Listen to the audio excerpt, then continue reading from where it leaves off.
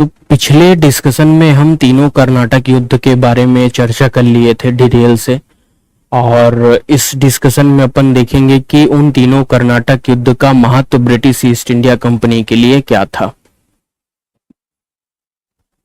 तो महत्व British east India company के लिए, ब्रिटिश ईस्ट इंडिया कंपनी के लिए, तो सबसे पहला महत्व है कि कर्नाटक के युद्ध से ब्रिटिश की जो साम्राज्यवादी, ब्रिटिश ईस्ट इंडिया कंपनी की जो साम्राज्यवादी महत्वाकांक्षा थी उसमें बढ़ोतरी हुई। साम्राज्यवादी महत्वाकांक्षा में वृद्धि हुई, क्योंकि इनको ये कर्नाटक के युद्ध से लग गया था कि हम और भी क्षेत्रों में युद्ध कर सकते हैं और वहां भी जीत हम हासिल कर सकते हैं। दूसरा ये कि कर्नाटक के युद्ध से इनके जो प्रतिद्वंदी थे उनको इन्होंने औपचारिक तौर पर प्रतिस्पर्धा से अलग कर दिया कि ये भारत के अन्य क्षेत्रों में भी जाके अपना राजनीति और व्यापार के क्षेत्र में अपना कंट्रोल, अपना नियंत्रण को बढ़ाएं। तो औपचारिक तौर पर प्रतिद्वंदी को अलग।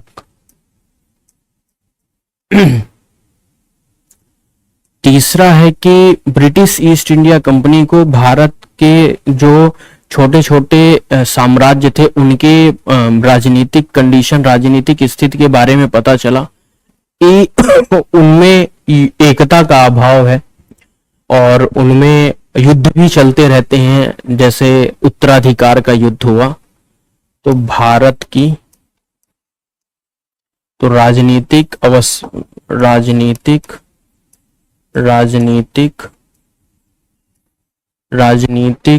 स्थिति की समझ ब्रिटिश को हुई कि जैसे एकता का अभाव है, और इसको अपन ने देख ही लिया हैदराबाद के संदर्भ में, और उत्तराधिकार का युद्ध चल रहा है, उत्तराधिकार युद्ध भी बीच बीच में होते रहते हैं। तो ये सारी चीजों को ब्रिटिश ईस्ट इंडिया कंपनी समझ चुकी थी। अगला जो महत्व है, ब्रिटिश ईस्ट इंडिया कंपनी ये समझ गई थी कि अगर हमारी आर्मी अनुशासन में हो, डिसिप्लिन्ड हो, स्किल्ड हो, प्रशिक्षित हो, तो अगर हमारी आर्मी छोटी भी है फिर भी हम भारत के जो छोटे छोटे साम्राज्य हैं उनकी बड़ी आर्मी का हम सामना कर सकते हैं और उनमें जीत अपन हासिल कर सकते हैं। तो इन्होंने समझा शिक्षित स्किल्ड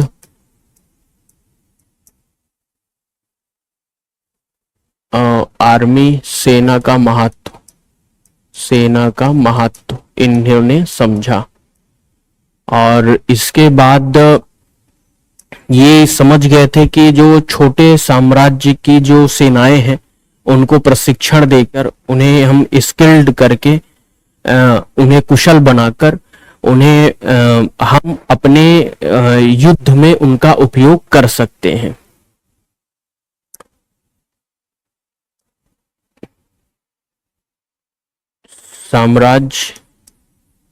साम्राज्य की सेना का इन्होंने उपयोग की, सेना का उपयोग इन्होंने समझा।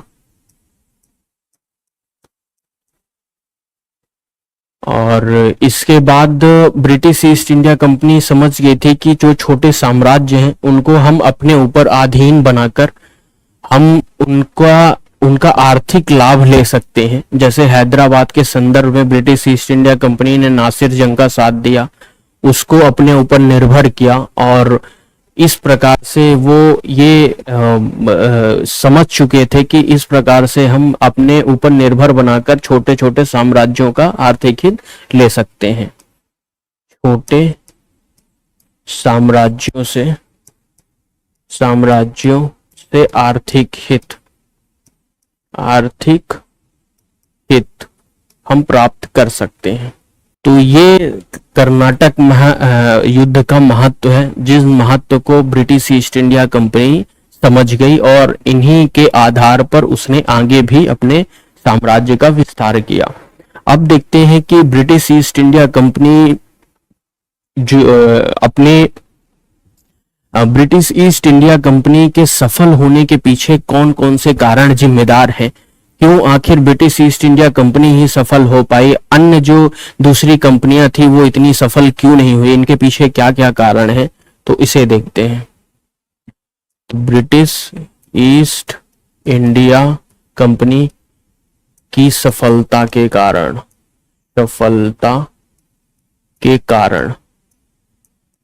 तो सबसे पहले तो आप ये ध्यान रखिएगा कि जो ब्रिटिश ईस्ट इंडिया कंपनी की नेवी थी यानी रॉयल नेवी थी, वो न केवल सबसे बड़ी नेवी थी बल्कि वो नेवी काफी आधुनिक थी। रॉयल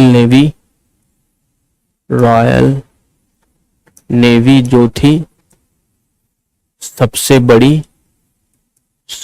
बड़ी नेवी थी, इनके पास सबसे ज्यादा सैनिक थे और ये बहुत ही आधुनिक थी, और इसी के वजह से ब्रिटिश ईस्ट इंडिया कंपनी ये सक्षम हुई कि वो युद्ध को लड़ सके और जीत सके, जबकि और देशों की जो नेवी थी वो इतनी बड़ी भी नहीं थी और ना ही वो इतनी आधुनिक थी। दूसरा, ब्रिटिश ईस्ट इंडिया कंपनी की जो सेना थी वो सेना प्रशिक्षित सेना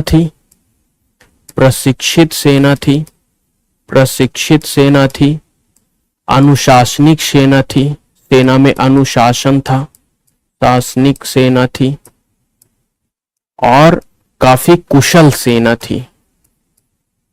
इसके साथ ही जो सेना के अधिकारी थे वो युद्ध में नई नई रणनीतियों का उपयोग करते थे, जिससे उन्हें युद्ध में सफलता करने में आसानी होती थी। नई रणनीतियों का उपयोग सेना के द्वारा किया जाता था। लेकिन जो अन्य यूरोपीय कंपनी की जो सेना थी वो काफी आउटडेटेड यानी पुरानी रणनीति का उपयोग करते थे और उनकी सेना ना तो इतनी प्रशिक्षित थी, ना अनुशासित थी, ना इतनी कुशल थी। तो ये भी एक बड़ा कारण था कि ब्रिटिश ईस्ट इंडिया कंपनी आखिर सफल क्यों हुई। नेक्स्ट कारण है कि ब्रिटिश ईस्ट इंडिया कंपनी का जो निर्माण हुआ था वो कई प्रतिद्वंदी कंपनियों को मिलाकर ब्रिटिश ईस्ट इंडिया कंपनी का निर्माण किया गया था, और ब्रिटिश ईस्ट इंडिया कंपनी का जो नियंत्रण था वो बोर्ड ऑफ डायरेक्टर के द्वारा होता था, जिनमें कंपनी के शेयर होल्डर भी अपना सहयोग अपनी सहभागिता देते थे। लेकिन जो दूसरे यूरोपीय देशों की जो कंपनीज थी, चाहे वो फ्रेंच ईस्ट इंडिया कंपनी हो, वो उन कंपनियों का जो नियंत्रण था वो सरकार के पास था। तो सरकार के पास नियंत्रण होने के कारण कंपनी इतनी दक्ष नहीं थी कि वो ब्रिटिश ईस्ट इंडिया कंपनी की तरह कार्य कर सके और अपने साम्राज्य का विस्तार कर सके। तो पहला तो ब्रिटिश ईस्ट इंडिया कंपनी को कई कंपनी के द्वारा निर्माण किया गया, कई कंपनी द्वारा निर्माण। दूसरा, ब्रिटिश ईस्ट इंडिया कंपनी का जो नियंत्रण था वो बोर्ड ऑफ डायरेक्टर के द्वारा किया जाता था, और बोर्ड ऑफ डायरेक्टर में कंपनी के शेयर धारक होते थे। इस वजह से कंपनी की जो दक्षता थी वो अन्य यूरोपीय कंपनी से अधिक थी, जबकि अन्य जो कंपनी है, जैसा कि हमने चर्चा किया कि उनका नियंत्रण सरकार के पास होता था, जिससे वो इतनी दक्ष नहीं थी। नेक्स्ट है कि ब्रिटेन में स्थायी सरकार थी, स्थायी सरकार थी। अपवाद के स्वरूप में केवल ब्रिटेन में जब गौरवपूर्ण क्रांति हुई 1668 में, तो केवल इसी समय थोड़ा सा अस्थायीपन ब्रिटेन में उत्पन्न हुआ, लेकिन लगभग सभी समय ब्रिटेन में एक स्थायी सरकार थी। लेकिन अगर अन्य देशों की बात करें, अन्य देशों की, तो अन्य देशों में जैसे फ्रांस अगर है, तो फ्रांस में हिंसात्मक क्रांतिकारी आंदोलन हुआ था, और इसी तरह के कई आंदोलनों के कारण जो वहां की सरकार थी वो इतनी स्थायी नहीं थी। हिंसात्मक क्रांतिकारी आंदोलन हुआ था 1789 में, और इसके साथ ही जो फ्रांस, पुर्तगाल, डच, नीदरलैंड देश थे, वो 80 साल के लंबे युद्ध में व्यस्त थे, जिससे उनकी सरकार में काफी अस्थायी स्थिति उत्पन्न हुई। नेक्स्ट देखते हैं औद्योगिक क्रांति। तो ब्रिटेन में 18वीं शताब्दी के शुरुआत में ही औद्योगिक क्रांति शुरू हो गई थी, जिसमें कई प्रकार के जो नए मशीन है उनका निर्माण किया गया था, जैसे स्टीम इंजन का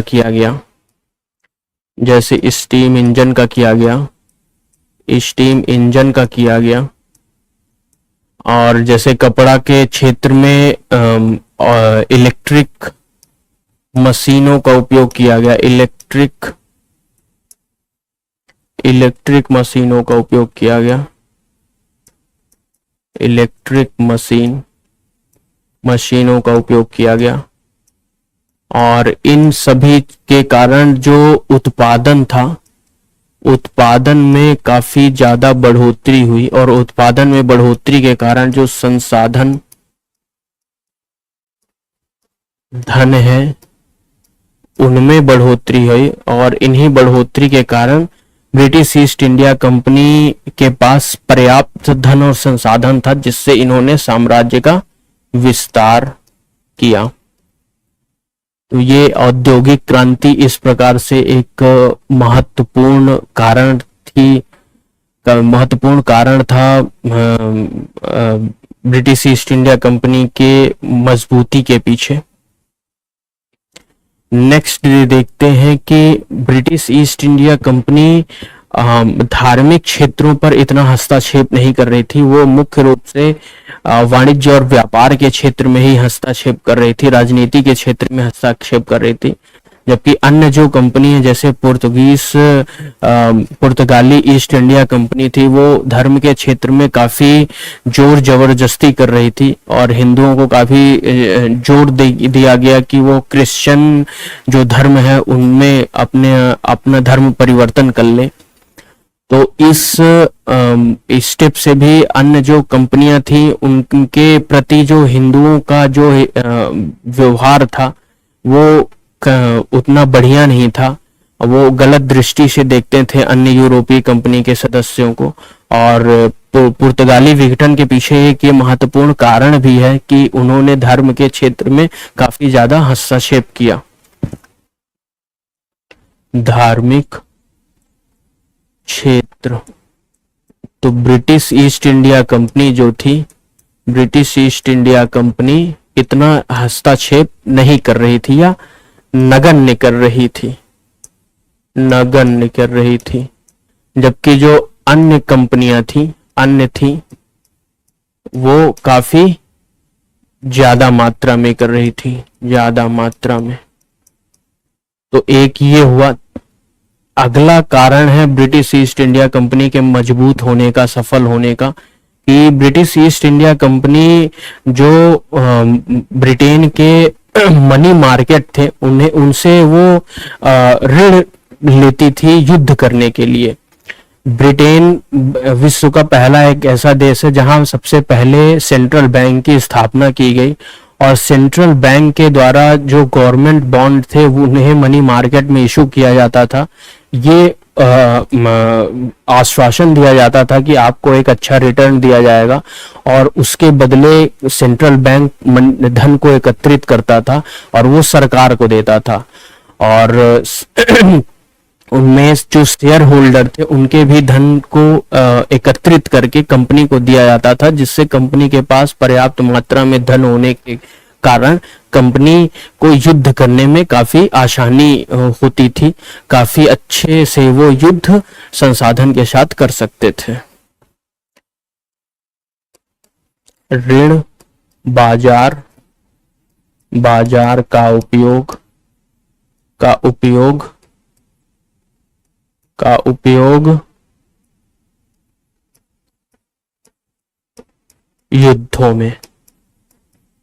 युद्धों में। तो ये सारी वजह है ब्रिटिश ईस्ट इंडिया कंपनी के सफल होने के, कि क्यों ही ब्रिटिश ईस्ट इंडिया कंपनी अन्य जो यूरोपीय कंपनियां हैं उनसे ज्यादा सफल क्यों हुई। तो ये सारे रीजन है इसके पीछे। तो इस डिस्कशन में इतना ही है, नेक्स्ट डिस्कशन में इससे आगे अपन देखेंगे।